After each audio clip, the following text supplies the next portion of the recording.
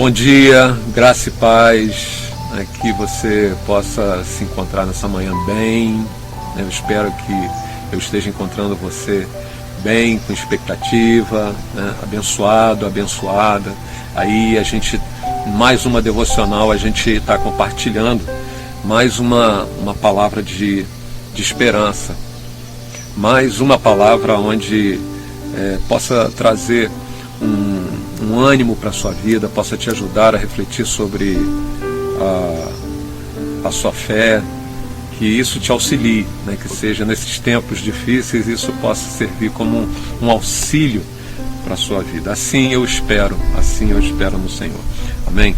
Eu queria compartilhar uma palavra que se encontra no livro de Salmo, capítulo 1, versículos de 1 a 3. Diz assim: Bem-aventurado o homem que não anda no conselho dos ímpios, não se detém no caminho dos pecadores, nem se assenta na roda dos escarnecedores.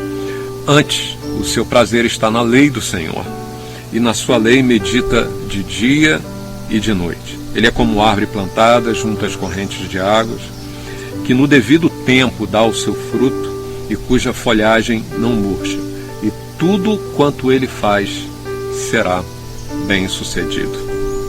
Então, nós não teremos aqui todo o tempo de compartilhar o que eu gostaria de compartilhar, mas a gente talvez divida isso aqui em algumas partes, essa mensagem. Então, três níveis aqui, 4 dádivas. Então, a primeira coisa que eu gostaria de compartilhar é que parece que esse salmo, ele vai numa sequência, Bem-aventurado o homem que não anda, ou seja, parece que não anda no conselho dos ímpios, ele está andando, ele vem numa caminhada, ele vem numa trajetória, e depois ele fala, a outra sentença, diz, não se detém no caminho dos pecadores. Então ele vem andando, não anda no conselho dos ímpios, o conselho dos ímpios não impede que ele ande, e não se detém, como se ele viesse andando e ele parasse, não se detém no caminho dos pecadores.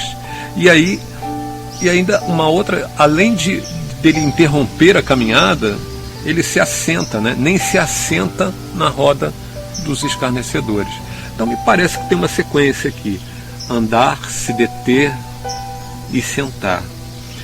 Então, os conselhos do salmista nas escrituras diz assim: bendito, bem-aventurado é o homem que não anda no conselho dos ímpios. Com quem você se aconselha? Com quem? Às vezes eu fico impressionado, porque eu ouvi um crente há muitos anos atrás falou que se aconselha com Ana Maria Braga, Então, o conselho de Ana Maria Braga, eu falei assim, eu gosto dela porque ela fala umas coisas interessantes. Eu falei assim, você deveria se aconselhar com a palavra de Deus, com mulheres sábias, com homens sábios, com pessoas que elas refletem o caráter de Deus, pessoas íntegras, pessoas decentes, pessoas honestas, pessoas que elas andam na justiça do Senhor e não em suas justiças próprias, ainda que pessoas possam ter alguma palavra bonita, as pessoas possam ter algum tipo de retórica, ou seja, um discurso que possa convencer as pessoas. Então, bem-aventurado é o homem que não anda no conselho dos ímpios. Dos ímpios não quer dizer que aquele que, quando diz, na devocional de ontem eu falei a respeito daquele que tem Deus na sua boca, daquele que às vezes tem um discurso, mas ele não tem a vida de Deus nele. Não se detém no caminho dos pecadores, ou seja, esse caminho faz com que você pare a caminhada, interrompa a sua trajetória, e muito menos se assenta na roda daqueles que são escarnecedores. Porque, e muitas vezes eu falo sobre esse tema porque eu percebo muitas pessoas preocupadas com métodos, com fórmulas, com resultados, com as recompensas, mas para você receber todas essas recompensas do reino, para você receber todas essas dádivas, para você receber esse galardão, esse prêmio que é chamado na palavra de Deus o prêmio da justiça, você precisa estar enraizado no reino dos céus, com conceitos que vão estabelecer, vão consolidar as suas conquistas, né? O sucesso nunca está na fórmula, o sucesso está no propósito. As pessoas se equivocam, elas erram quando elas pensam que o sucesso está na fórmula. Muitas vezes tentamos aplicar fórmulas que deram certo na vida de outras pessoas, porque essas pessoas elas nunca estiveram atentas na fórmula. A fórmula foi uma consequência delas estarem detidas nos seus propósitos. Então, quando nós estamos focados no nosso propósito de vida, quando nós descobrimos o nosso propósito de vida, os métodos, as fórmulas, elas vêm como desdobramentos, elas vêm como consequências, né? Então, desejo tem a ver com gente, é pessoal, mas propósito tem a ver com os outros, com o próximo, né? Com o mundo que nos rodeia, com você trazer algo de significativo para a vida das pessoas. É exatamente aí o segredo aonde reside esse agir de Deus, né? Então, no primeiro versículo o assunto fala a respeito da influência que me permito ter, né? Pessoas que terão acesso à minha mente, né? Aos meus pensamentos e as consequências disso, né? O segundo versículo fala a respeito dessa pessoa ter a palavra como fonte de prazer, né? como algo a ser guardado como um tesouro, né? Aquilo que te dá prazer. E é importante você fazer essa averiguação, né? Nesses últimos dias eu tenho falado muito sobre nós refletirmos sobre no que de fato nós temos meditado, né? No que a gente tem pensado. Então, o que se entende quando não olha as Escrituras como simplesmente uma obrigação da nossa vida, né?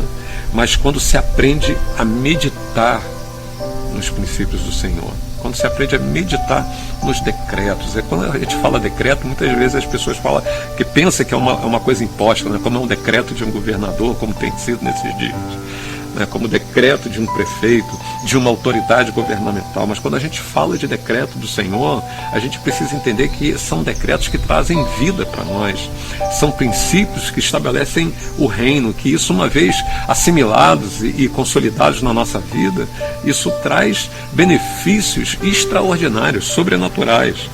Então, quando não é olhar as Escrituras e tê-las na nossa vida como uma obrigação, mas quando se aprende a meditar nelas. E o terceiro versículo fala a respeito de 4 dádivas, né, que recebemos após passar por todos esses níveis anteriores. Então, a nossa fé, ela precisa ter uma base, a nossa fé, ela precisa ter um alicerce, né? E eu queria terminar ainda citando o salmista mais uma vez, no Salmo 34, verso 8, diz: provai e vede, né, que o Senhor é bom.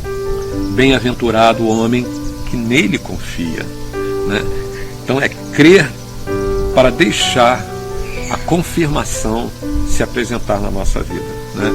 Precisamos de alicerce para levantar a casa do Senhor. Levantar a casa do Senhor, esses alicerces que eu estou falando, não é simplesmente o alicerce de levantar uma casa. Quando a gente levanta uma casa, é lógico que a gente precisa de bons alicerces. É a mesma coisa com a nossa vida. É a mesma coisa, né? O paralelo que Jesus faz, né? São inúmeros, né? Então, eu gostaria de citar aqui um outro versículo lá em Esdras, capítulo 3, versículo 10, para não citar Mateus, capítulo 7, quando o Senhor fala dos edificadores, né? Com o Senhor Jesus. Mas aqui o que está aqui no Antigo Testamento diz o seguinte: quando, pois, os edificadores lançaram os alicerces do templo do Senhor, então apresentaram-se os sacerdotes, já vestidos e com trombetas, e os levitas, filhos de Asaf, com símbolos para louvarem ao Senhor, conforme a instituição de Davi, rei de Israel. E cantavam juntos por grupo, louvando e rendendo graças ao Senhor, dizendo: porque o Senhor é bom, porque a sua benignidade dura para sempre sobre Israel. E todo o povo jubilou com altas vozes quando louvaram ao Senhor pela fundação da casa do Senhor. Então, há júbilo quando tem alicerce. Há alegria, há contentamento quando as bases elas estão solidificadas. Por isso, volto lá mais uma vez, né? Onde não há raiz, não pode ter fruto. Onde não tem alicerce, não pode haver construção. O sucesso não está na fórmula. O sucesso está no propósito. Bem-aventurado o homem que não anda no conselho dos ímpios, não se detém no caminho dos pecadores, nem se assenta na roda dos escarnecedores, né? Antes, pelo contrário, o seu prazer está na lei do Senhor. Ele é como árvore junto à corrente de águas que no devido tempo dá o seu fruto e cuja folhagem não murcha. E tudo quanto ele faz será bem sucedido. Esse é o meu desejo para você. Que você seja muito bem sucedido, muito bem sucedida em tudo aquilo que suas mãos colocarem, são colocadas para realizar. Deus te abençoe, né? Fique em paz, né? Que você guarde esse tempo de esperança no seu coração. Beijo no coração.